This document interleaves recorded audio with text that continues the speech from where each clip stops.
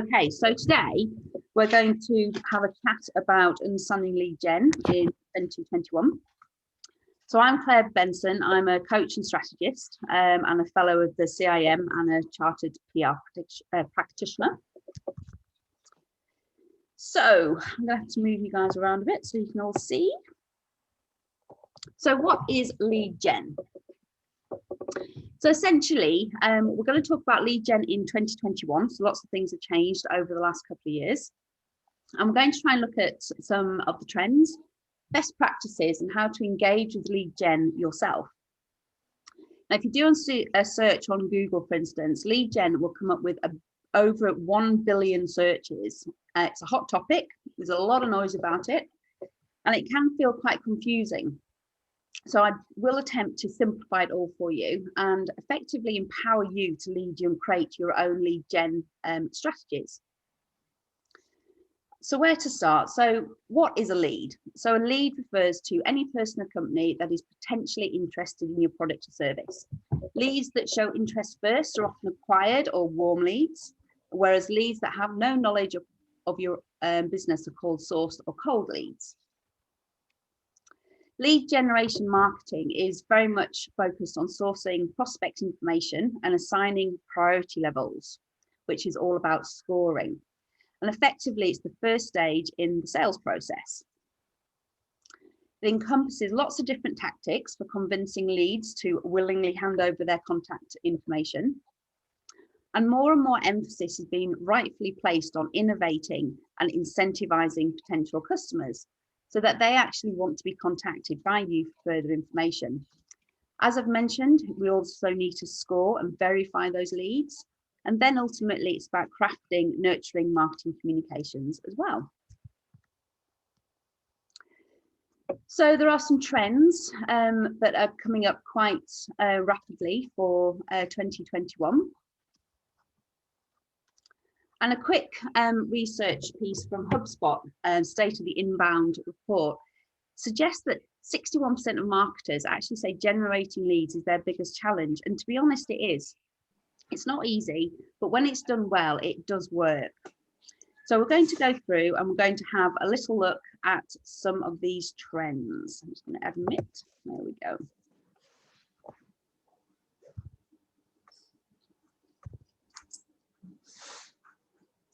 So the first one we're going to talk about is on-page lead qualification. And this refers to the process of understanding and qualifying your prospective clients after they've signed up to any of your incentives. The idea behind on-page lead qualification is that you don't have to qualify your leads manually, which hopefully reduce a lot of the effort and resource that you would need to generate really good quality leads. So rather than having generalized messages which appear on your website or lead gen forms, which really does lead to a large volume of potential customers who might actually end up not going anywhere, this trend is all about providing follow-up data, asking your clients to provide follow-up data once they've signed up, and it actually shows you that they will be interested in your offer going forward. The second trend we're going to talk about is prioritizing lead quality over quantity. Ultimately, the idea behind lead generation is that these valuable leads are going to convert into actual paying customers.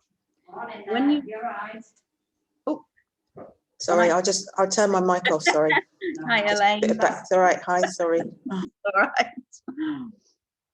So when you your approach is focused on quality leads, you're really using all those valuable resources that you've got to acquire that lead and really focus on their need. Hopefully thus drawing them into converting to a paying customer. And this really should help to improve the customer's lifetime value by building strong, nurtured relationships. And it should also help to retain existing clients and ultimately driving higher return on investment for your business. The third trend for 2021 is all around multimedia driven thought leadership. Now, thought leadership lets businesses leverage their brand authority, which is really important as we move forward with a lot of noise that's occurring now on the internet. So whether this is through in-depth posts on social platforms, a podcast, a webinar, this is where professionals can share their expertise, which helps to improve a brand's reputation and also perception by potential customers. The idea is that it demonstrates that you as a brand can bring in potential meaningful results for your clients, which makes them want to actually do business with you.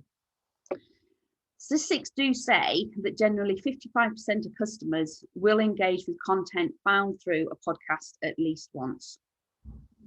So if you want to set yourself up as an industry leader, it's probably time to have some really meaningful conversations through the medium, podcasts and other multimedia driven aspects.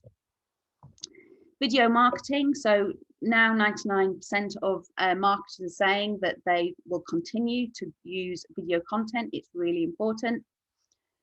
And certainly 2020 was a watershed year, as I think many of you will know that, and will probably have engaged with video yourself as well. This includes webcasts and short info videos too. It has found through research that the majority of customers and consumers actually prefer video to reading. So by creating those creative videos that tap into human psychology, you're probably more likely to engage and impress and thus convert those leads. And similarly, like podcasts, they are a really valuable tool for building up trust and authority. But remember, you've got to configure a lead generation form to get the most out of them ultimately. Claire, could I ask a question there? Yeah. We're a membership organisation, and one of the things that I've been thinking about is getting our members to do thought leadership pieces rather than them all coming from us. Mm-hmm. Does that make a difference in how you do this in terms of lead generation, or does it not make any difference at all if it comes from the members rather than the organisation, if that makes sense? Yeah, no, it doesn't, because lead generation is about capturing data. So as long as any of the content that you've put out there has got a call to action, which we'll go into a bit later, as long as there's a call to action there and that it's a unique page, you're able to capture the data of who's actually visiting.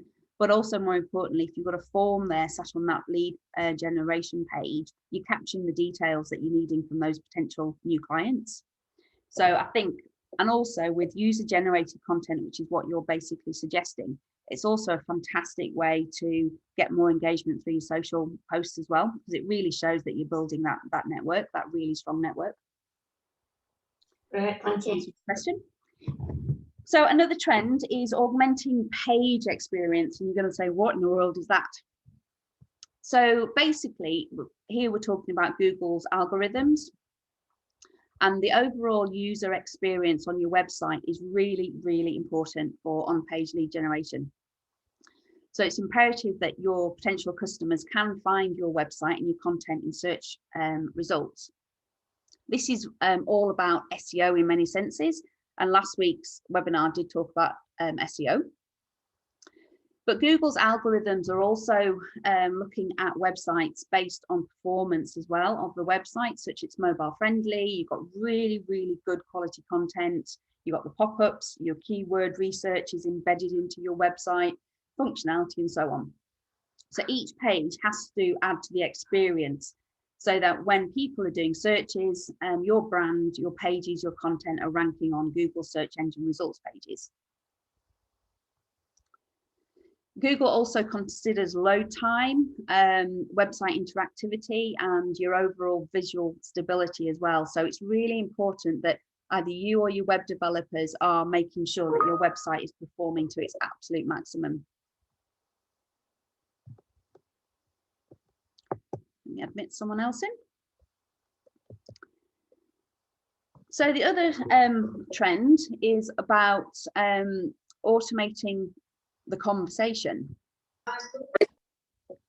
And automating steps and workflows in lead gen actually is really good in terms of it lets you to connect better with your prospective clients, and it saves you an awful lot of time as well. And you can use that time to basically interact more with your prospects through nurturing content. Machine learning and AI have made automation more useful and in some scenarios more human, which I hope the next slide will illustrate. So conversational marketing. Conversational marketing is obviously via chatbots, which is on the rise. So I'm not sure how many of you are using chatbots, but they are a form of AI and they can be set up really well and cleverly to interact with customers. One of the reasons chatbots is on the rise is that people crave those quick responses to their questions. And if automated properly, you can greet your customers and guide them through real time as well. Great resource for collecting that lead data. So it could be emails, it could just be names, contact numbers, feedback, all sorts of bits and pieces. And you can relay all that information that you're capturing into your CRM and also use it for future lead scoring.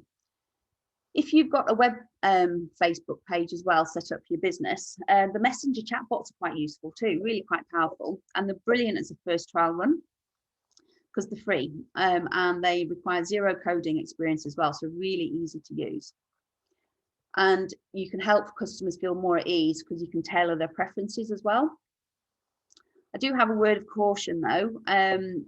They are increasingly gaining a bit of a bad reputation, website bots, because for spamming visitors with notifications as soon as they land on the landing page. So try not to be that bot really.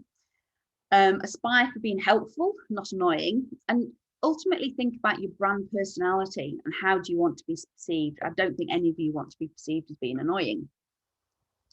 There's loads of bots out there, some free, some charged, but the best ones can be customized, simplified, and even gamified in one place. All depends on your business and audience and whether or not you're working with a web developer or your skill set. So WhatsApp as well is useful in terms of nurturing leads. And the other thing that's increasing as well is video chat and voice calls straight from the live chat. So people are getting used to bots, admittedly, but being able to take somebody straight into a live chat or a voice call helps to really embed that relationship and build that trust as well. So obviously you're going to have to make sure that you've got the resources for that sort of thing too.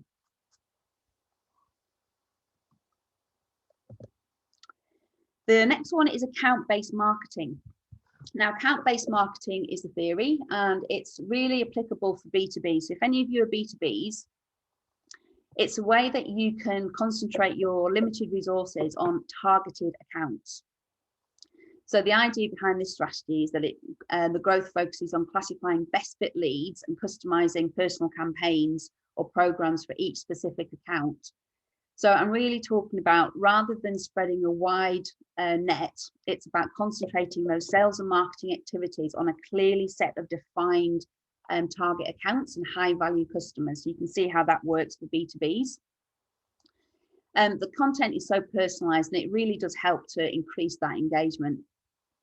A smaller number of accounts as well helps for easier tracking and measurement, but certainly it works incredibly well for B2B marketing. The next trend is around voice and search. So this relates to lead generation as well as search engine optimization, actually, if you're engaging in SEO. And if you think about how people search online or search by voice, it is quite different. Quick search on Google really reveals that there's about 20 million smart speaker owners in the UK. So it's certainly one of the top methods for searching. And websites are doing businesses are doing a bit of a scramble at the minute to make sure that their websites are all set up and optimized for search by speech. But it's a great way to focus on any long tail keywords that you might have through your search engine optimization. But the point is that SEO and how you're found on search and lead generation all really do tie in together.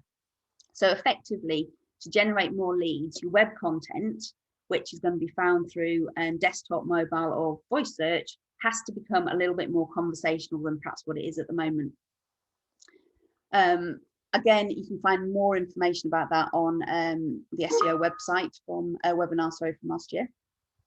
There's some really handy tools out there as well for voice search research, like BuzzSumo's. They've got a question analyzer, which really comes in handy to understand what questions people are actually asking.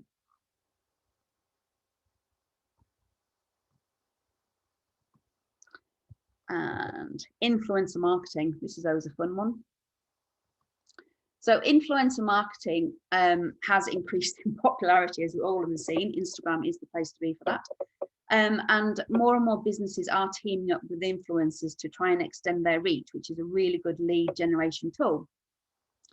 But when we think about influencers, I'm not really talking about these huge, big celebrity influencers. You know, I'm thinking about for local businesses, you know, have you got local companies out there, local brands who have got really good followings, whose audiences are similar to yours?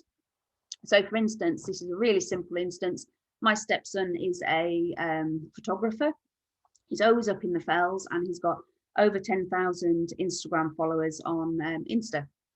And as such, outdoor brands and sports car companies keep approaching him because they want to work with him and shoot their products in amazing locations. So he gets loads of really great resources and kit as well. So influencer marketing is achievable for everybody, of businesses of all sizes. You just need to make sure that you've got alignment between who they are and their own audiences. So if you were going to have a look at influencer marketing, which really does expand your reach, evaluate that target audience before partnering up, and always collaborate on a really funky, creative approach rather than pushing too much of a rigid script. Because ultimately they know their fans and they know how they will resonate.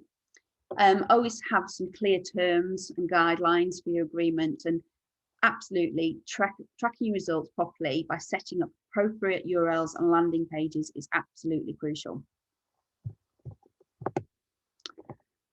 Okay, so lead gen, I always say that a lot of times people come onto webinars and they're quite interested in a certain aspect of marketing, but you just got to remember that lead generation is part of the broader marketing and comms mix.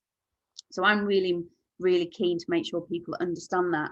And what I mean by that is that it should never be done in isolation. And like I've already commented, search engine optimization and keyword research really does lend itself completely and utterly to lead generation. Without that, you're going to struggle with how you're going to adapt and pull together your campaign. And ultimately, whatever you're doing for lead gen needs to be built out of your overarching business goals as well. Now, I quite love this diagram. I show it every time I do a webinar or masterclass, and effectively, this is all the different marketing comms tactics and how they interlink. For lead generation that we're talking about today, you can see the bright pink line called selling. It's this one just here.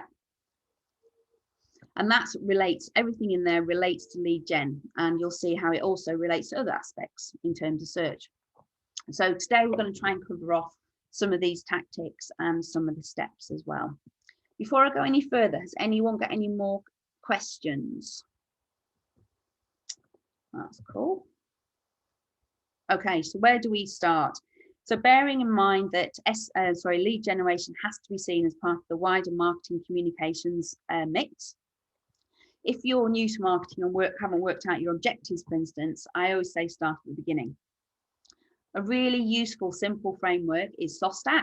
It's created by a UK-based marketer, PR Smith, in the 90s, and you'll actually find it on Amazon for less than £4. But it's a great way to basically organize your thinking around what you're actually wanting to achieve.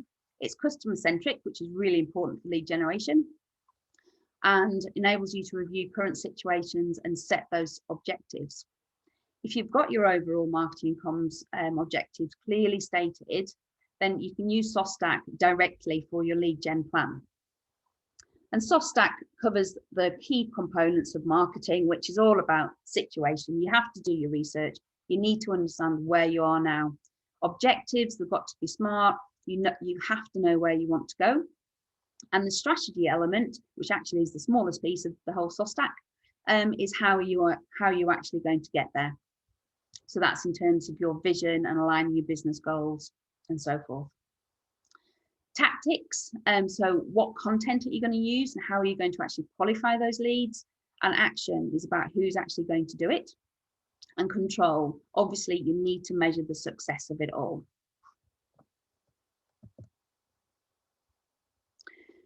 So So before we move on a little bit further, I just got a couple of questions that I want you to consider and think about as we go further down the line.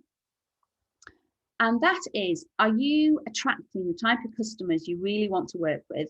Are your customers approaching you for the products and services you want to be known for? The reason I ask you those questions is that ultimately lead generation is about storytelling. It's about having a compelling brand that is going to resonate with customers. So as we go through, please consider these questions and keep asking yourself if you're on track. So the value proposition is part of your storytelling. So it's important that you've got a really clear value proposition, so you know how your product or service stands out from the crowd and how it's actually going to attract your customers. Without that, it's going to be difficult to position content in front of potential clients who are then going to want to impart their contact details from you.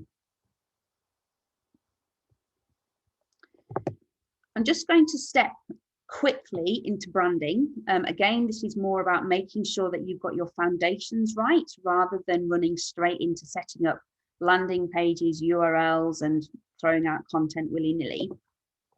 And in terms of your branding, it's a good idea to make sure that you are really clear on your purpose and the reason for doing what you're doing.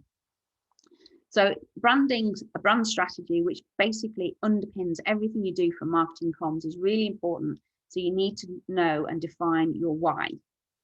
So why is it the services that you deliver are improving the world? You know, what drives you and your fellow colleagues to run the business, and what are you passionate about or get emotional about? We're very good at explaining what we do, how we do it, but when we get to the why, it's often quite difficult. But from a really compelling storytelling perspective, you need to get that why correct. This is just a really quick example from Apple. And you can see that, you know, yeah, Apple sell computers and they're beautifully designed, but for them, their why is basically challenging the status quo and thinking differently. So that's what I'm going to challenge you with as we're going through further and post this webinar, is just to really think, have you got your brand correct? You need to make sure that you've got a strong values and mission and the vision, because at the end of the day, this is how you tell your story. And these are the qualities and principles that your business stands for. And it's why somebody buys from you, because your values and principles resonate with theirs. So whether you are a networking company or a product or service company, the same principles apply, and people will engage with you because your values resonate with theirs. So they should be seen as a compass for guiding your stories, your actions, your content that you're creating. And effectively, you know, it does add up, and it's that foundation point for all of your activities going forward. So here's just a real quick values. This is Virgin. I quite like it. They're an edgy brand. You know, I think some of their values are really interesting. They're not the general sort of inspiring, innovative type words. There's something quite different, particularly around smart disruption and straight up. I think they're really good values to explain Virgin. Last piece on this is tone of voice and personality. So lead generation is about making sure you've got that compelling content which is going to attract potential customers to you, but you need to make sure that your personality is shining through. So again, it's got to be consistent. So have you got a solid tone of voice and personality for your brand, and are you communicating that properly to your target audience? One of my tips always is think of your brand as a personality, and who are they? So they could be it could be warm and friendly, it could be authoritative but open, it could be playful. But whatever that voice is and whatever that personality is, it has to shine through all your content, which is driving consumers to you. Acres model is just I've shown you this really, people sometimes get a bit stuck with brand personalities. Acres model is more of a guide rather than anything else. And it's just a way of just sort of trying to define your personality for yourself. Okay, audience personas. Now this is crucial for lead generation. Audience personas are crucial actually for marketing comms full stop, and particularly for developing that brand strategy and making sure your content's going to resonate. So without audience personas, you're going to really struggle. So at the most basic level, an audience persona allows you to create content and messages that appeal to your target audience. So that goes back to my question before, are you currently attracting the right type of people? So it enables you to target and personalize your marketing based on the different segments of your audience. So for example, instead of sending the same lead nurturing emails to everybody in your database, you're segmenting by a persona, and tailoring those messages so that you know what those different personas want and what their needs are. When we come to creating audience or buyer personas, there's some real practical methods for trying to capture that information. So, I mean, you can look through your current database, for instance, and try and uncover some trends about certain leads or customers and how they're consuming your content, which content is popular with your consumers, looking on Google Analytics, which we'll go into a little bit more deeply later, and by looking at your landing pages, which pieces are actually really landing with customers. When you're thinking about the persona information that you want to collect, you need to think about demographics, you need to think about business sizes, you need to be asking all sorts of different pieces of information or trying to find that information to really tailor and nail down these audience personas. When I'm looking at personas, I often look at perhaps 3 or 4 different types of personas to start with and calling them by a particular name. So Mary, John, Alice, whoever, and really define them as a person. The point behind audience personas is that they are not a real person, but they're a guide for you to enable to create much better, more succinct content going forward.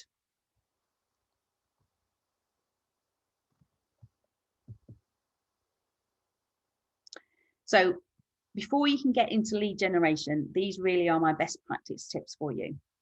Make sure that you are clear on your purpose and why, and your vision and mission, which is all around your storytelling. So get those brand values, make sure they're appropriate, and that you've got a defined personality. Make sure your brand is clearly positioned in the marketplace so people understand and know what to expect from you. Absolutely 100% make sure that you know who your ideal target market is by creating those personas. And then once all that's done, you can make sure that you've got a really clear visual identity, which is seen from every single piece of contact a person, potential customer, may have with you.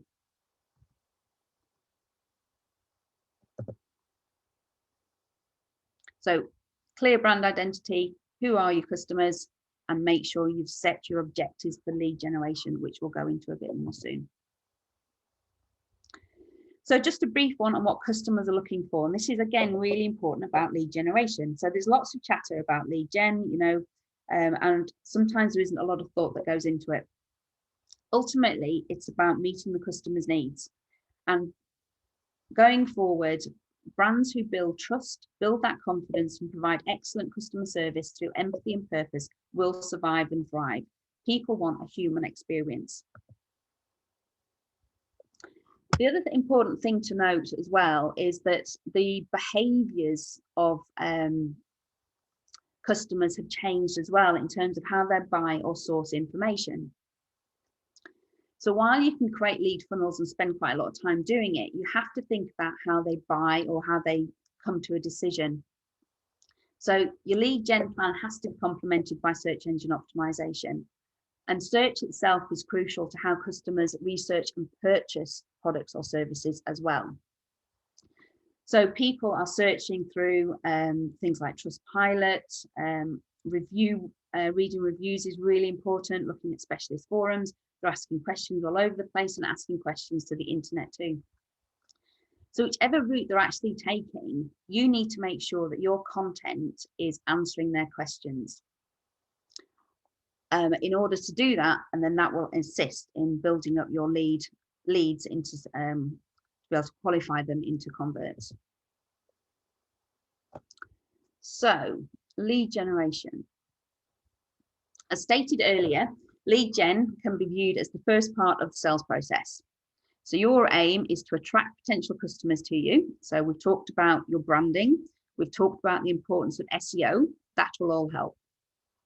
You then want them to engage with you and exchange some contact details with you for something they value. This is your content piece. Then you need to engage with them. And this in order to convert them to buy. And this is where you have nurturing marketing comms, which convinces them that's the right place to go. So in its simplest form, in terms of how to create a lead generation campaign, there are 8 points, which I hope you can all see. So the first is to establish objectives, which we have talked about. They have to be SMART. You need to make sure you know your audience. Then it's about planning your content. So which content is best for your organization and where to place it. Create that offer. So that's the incentivized offer that will convince somebody that they will want to part with their valuable contact details. You then need to find the right channels to promote your content, test, perform a lead scoring, and nurture those leads as well.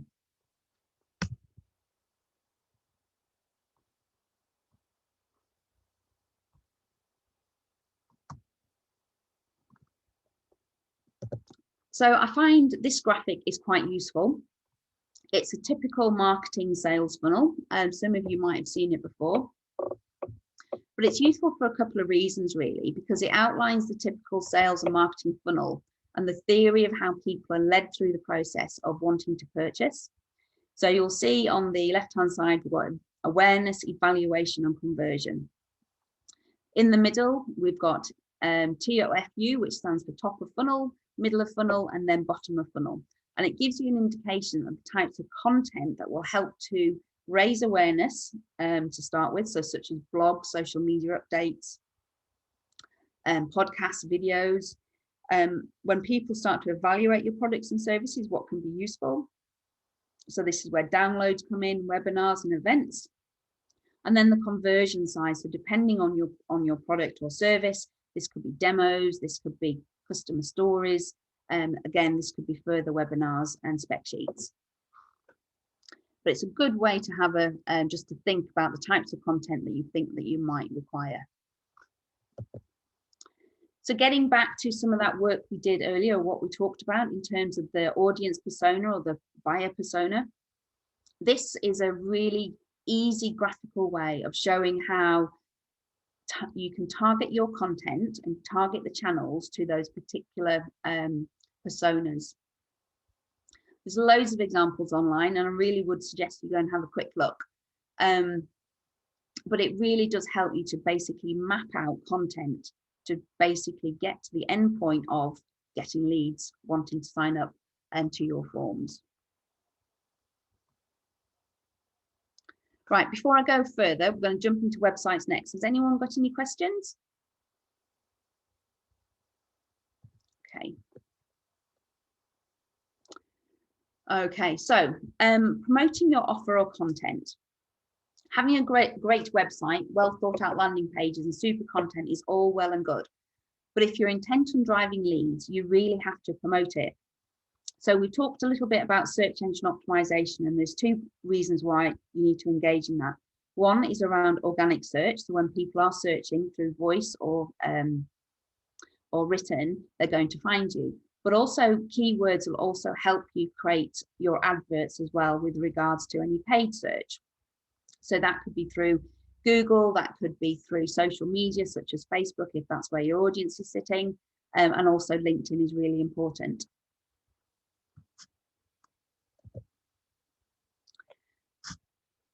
Once you've chosen your channels, and those channels have got to be determined based on your audience personas.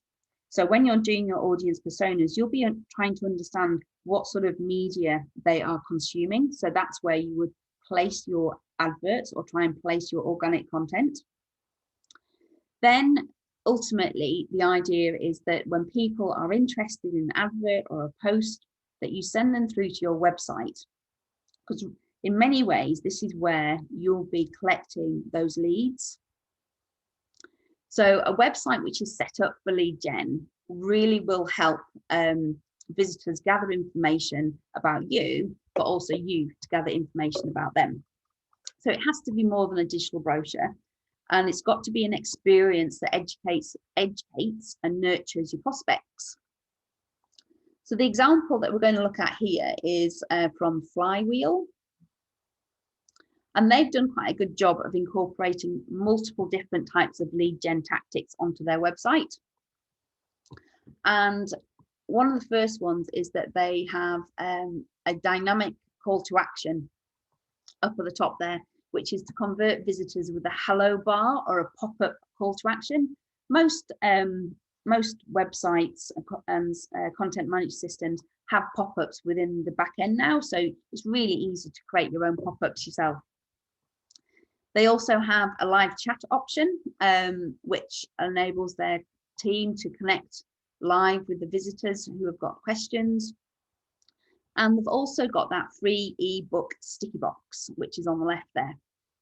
And that's a non-invasive call to action, which stays in place if you go and visit that website, and it moves up and down.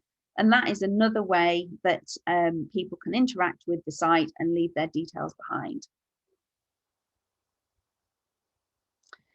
I think one of the points here about this website, how they've done it, is that they've got multiple call to actions, which is valuable content for the visitors. So wherever the visitor is in their experience or journey with Flywheel, there is something for most people.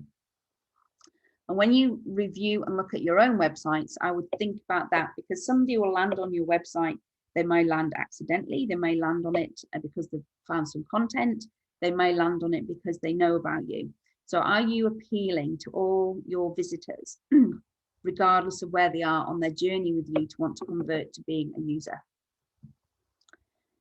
I think on here as well that there is an opt-in for a newsletter and a blog subscription as well.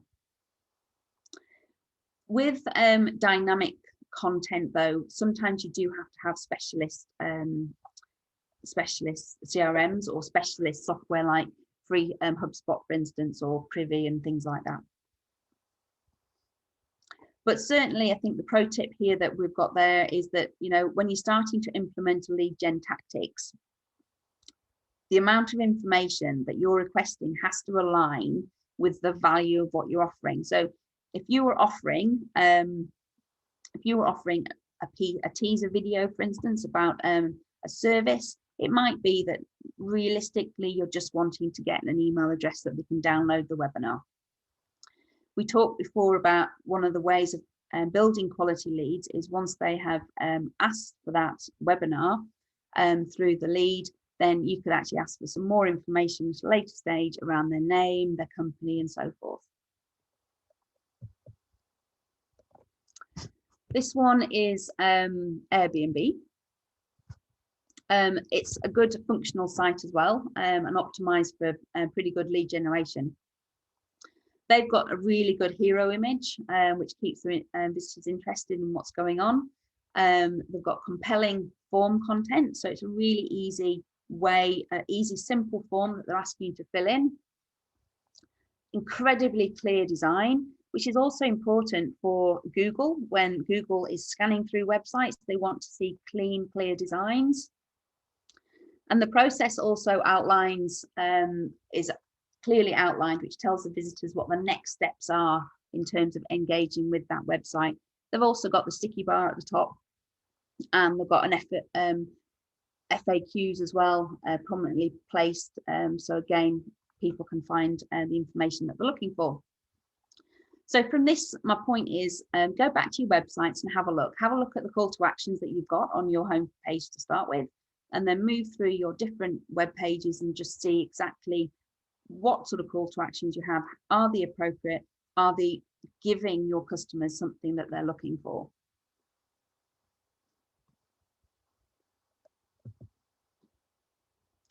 Okay, so that's some top tips here then, based on what we've already seen. Make sure that you're adding forms to pages that get the most traffic. The whole idea about lead gen is basically, you know, customers will click on that call to action from somewhere. So be an ad, a post, of social media. blog or whatever it might be, and that it's going to basically land onto a particular page on your website. So you need to make sure that the pages people are landing on have got forms on them, so that you are capitalizing on that objective.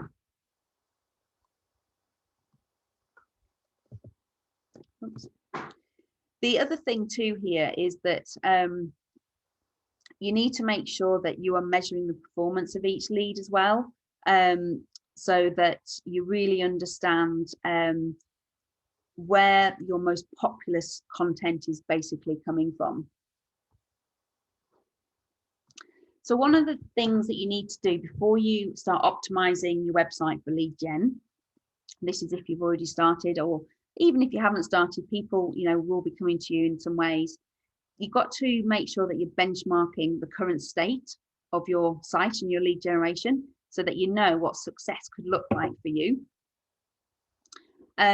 Some of your website pages might actually make really good lead generators, but you might not realize it just at the moment. So you need to basically conduct an audit and make sure that you're going through and understanding where your online traffic is coming from and where the outreach comes from. So for instance, make sure you're looking at your email marketing. So is traffic coming from users who click through to your website from one of your emails, for instance? Are people coming through to your website from social media? So this is where Google Analytics comes in. So you need to understand Google Analytics. Live chat. Is live chat working if you've got live chat on your website, for instance? Or is it particular blog posts that are actually performing really well? Or is it even third-party referral sites that are helping you to generate those leads? So once you know where those leads are coming from and where they're landing, then you can make sure that you are maximizing those pages with the content and with forms, and that you're doing everything you possibly can to nurture a visitor's interest. So as I've already commented, go through your analytics tools. If you're using Google Analytics, that is the place that you're going to find this information. And make sure that, you know, if your most visited pages seem to be working for you, then one idea is to actually add longer form content to that page as well, so that it can access more information. And then they've got the form as well, so that you can get the contact information. And by adding longer form content to your well-performing pages, it's also going to help you with search engine optimization and get those organic searches and those organic leads back to your website too.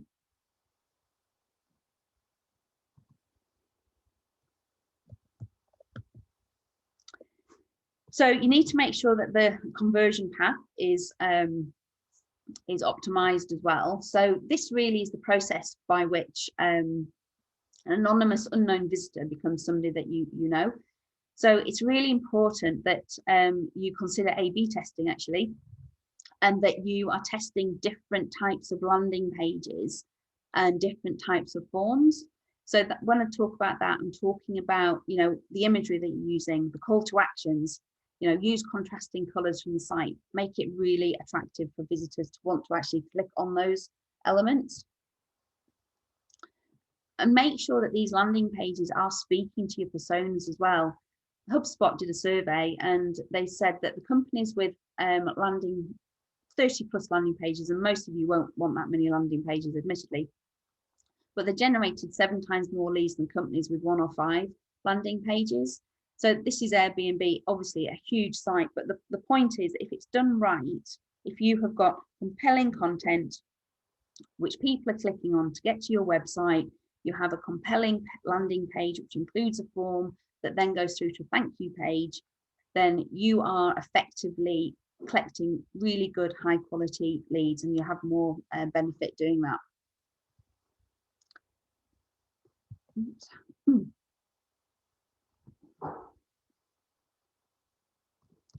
So the call to action, there's basic call to actions and there's slightly more complicated call to actions. And again, that really does depend on your resources, your website that you've got, and the developer that perhaps you're working with. But the point about call to actions is that while your website design, which is obviously all completely on brand, catches a person's attention with the content, the call to action is what keeps it there. So you've got to think that your homepage is like at the top of the marketing funnel in many ways. So call to actions, what sort of thing would you include on those call to actions? Well, we had a look at some of the best practice websites before. So on your website, you know, you're looking to make sure that you definitely have got those subscribe to updates.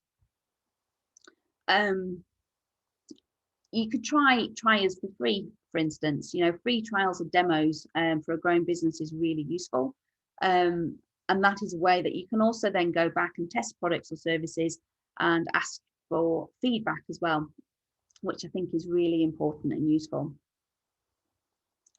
With some of the tools which we'll touch on shortly, you can create a lot more dynamic content as well, which allows personalization. So you'll see on the in the images there that there's some personalization. With the top image is when just a visitor lands on the page, so it's hello, and then when that visitor has done something on the page, i.e. filled out the form, put some of their information in there, when they land back on that form, it then says hello Jane. So the personalization element is definitely taking you to the next step, but there are lots of really simple call to actions and lead gen items that you can do yourselves.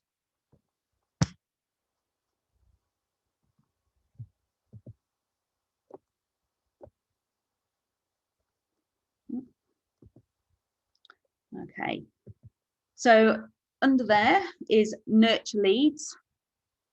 So the point about nurturing leads is to make sure that you are doing that, because ultimately anybody who lands on your website, they're not going to just magically turn into a customer. They're not just going to magically fill out your form. You have to make sure that you're offering something compelling, and then it leads to that that person filling out a form on your website. We talked about dynamic content, and you know, that's about trying to place them into a bit of a workflow as well. And workflows can be quite simple elements in terms of you can even use a sort of a spreadsheet really, but the idea is that you want to try and engage with some sort of software that's going to help you automate some workflows with leads who land on your page. And the idea behind the workflows is that you're then, through automation, delivering some valuable content which matches their interests. So when somebody is signed up because they're interested in whatever service or product it would be, the lead nurturing then starts with relevant follow-up emails. And it's got to include great content that fits with their needs. So that's the other point about lead generation and utilizing software, is that you need to learn as much about them as possible to make sure that you are scoring them correctly, that you're segmenting them, and that you're sending communication which they're going to want. And again, that all really does come back to those target audience personas as well. So a little note on data and scoring. So you've collected all these leads, you've got a load of ads out on Facebook, you've got a load of ads out on LinkedIn. People have been filling in forms on your website and they've been downloading a white paper, and all the data is sitting in your website, for instance. So what do you actually do with them now? Well, the idea is that you need to basically bring them all together. So yeah, you can keep them in your website. Please also make sure that you are data protection compliant. Or you can basically pull them together into some sort of CRM. So CRM helps companies basically stay connected to customers and streamline the processes. So CRMs can be really simple, CRMs can be a little bit more complicated. All of it comes down to your budget. So for instance, Wix, which is a simple website builder, which is reasonably priced, has got an embedded CRM, which helps companies stay connected to the customers. And that is really the whole point of the CRM. So CRMs can be part of websites such as Wix. They can be integrated with websites and integrated with email marketing systems like MailChimp. So it really does depend on what your design of your system looks like. Lots of different ways to do it. But there's also all-in-one systems like ActiveCampaign, which you can see here, which basically brings all the email marketing and lead generation and CRM elements into one space, so that you're able to manage your contacts and you're able to put them through workflows and you're able to run campaigns. So the key thing here is, in terms of lead generation, you need to be driving people to your website. So you need to be having great content. Great content comes out of understanding your customers. Then once you've got all that, it is a case of understanding how you can best manage it. And by best managing it, what sort of system suits you best. So based on your current website, is it integrating a CRM into that? Is it utilizing what's behind it? Is it utilizing something like MailChimp?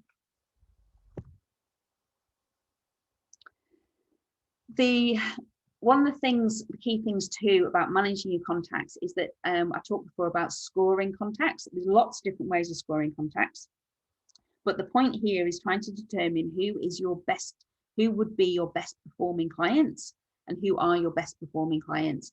And then this helps you decide how often, when, and how you're going to communicate with them. So it might be that you have some influential clients or potential clients who you really want to do a sale with, and you know they'd be scored highly. You want to be engaging with them not just through email marketing, but it could be through different aspects in terms of networking events. It could be through personal phone calls, all sorts of different ways to basically develop that relationship. And then you score down, and those who perhaps you think may purchase from you once a year or a couple of times a year, they may sort of be deemed not quite as important, and you may just stick with an email marketing campaign, for instance. But it's really important that you do have an idea about these leads and the ones which you think are going to bring in the revenue or the elements that you're going to need for reaching your business goals. In the most simplest case, it might be a spreadsheet. At the end of the day, it's really about the resources that you have and where you want to take it. But certainly I would consider having a look at some of these tools. They have a number of free options, just to have a little play around with them. And I think what you will find, if resources enable, that it will help you to manage your resources a lot better and manage your leads a lot more better as well. Some final notes. Google My Business. Anyone who's running a small business locally needs to be on Google My Business. This is just a surefire way for two reasons. One, it's helped with search. And so if it's going to help with search, it's going to help with lead generation. Really does need to be kept updated though. So I recommend that if anyone's got a Google My Business page, that new posts go on it regularly, Q&As, photographs, upload offers, etc. So making sure that it's relevant and appearing in as many searches as possible. So the last slide before we finish is just to talk about analytics, Google Analytics. Most of you, I'm sure, will have Google Analytics on your website. And this is about sort of measuring those lead gens from your own content. And it's really, really simple, easy to do. So you just have to make sure that when you are sending content, when you've got an ad, let's take an ad, Facebook ad, for instance, you've got a Facebook ad and you want to send that to your website. So somebody's clicked on it because they're interested in what you're offering, and this goes through to your website. You want to make sure that you've got a you've got your own landing form, which goes into a unique thank you page. So that landing page or lead form will encourage someone to fill in the data. When they do, it then goes through to a thank you page. And it's those thank you pages that you can set up on Google as goals, quite simply. And then it allows you to go back into Google Analytics and understand which content, which paid campaigns, which social media posts are bringing in the most leads. And when you can understand that, then you'll refine your lead generation campaigns and probably focus more on those elements too. So I hope that's given you an overview of what lead generation is about. I hope it's shown you that you can do it yourself. My final point really is content. your content's got to be fresh. It's got to be targeted to your clients. It's got to be on brand, because you can have the most amazing sales funnel or marketing funnel or lead generation funnel as you want, but if the content isn't working, you're not going to get the leads coming through to you. Okay, that is the webinar. Has anyone got any questions? Oh. Not so much a question, Claire, more an observation. It's a really delicate balance, isn't it? I mean, I've been on websites that have used some of this and it's got my back up. Yeah. And then I've been on other ones where it's really engaged me, and it's difficult to see what that difference is. But I guess it's in that prior thought, really, isn't it? Yeah, absolutely, Diane. And I'm with you on it. You know, often I'll go onto sites and it completely drives me nuts. But I think if you really do understand your customers, you understand what it is you're trying to solve, their customer pains, and that your content is useful and compelling, then you may annoy some people, but I think what you're looking for ultimately is quality leads. So if people aren't engaging with your content and it's, you know, it's really good, it's well thought out, etc., then possibly they're not the types of people you want anyway. Yeah, it may well be that they are not that ideal customer, are they? No, and that is the key thing. Ultimately, is to make sure that they are the ideal customer. Without that, you can't really create content either. To be honest, you've got to really know that as well.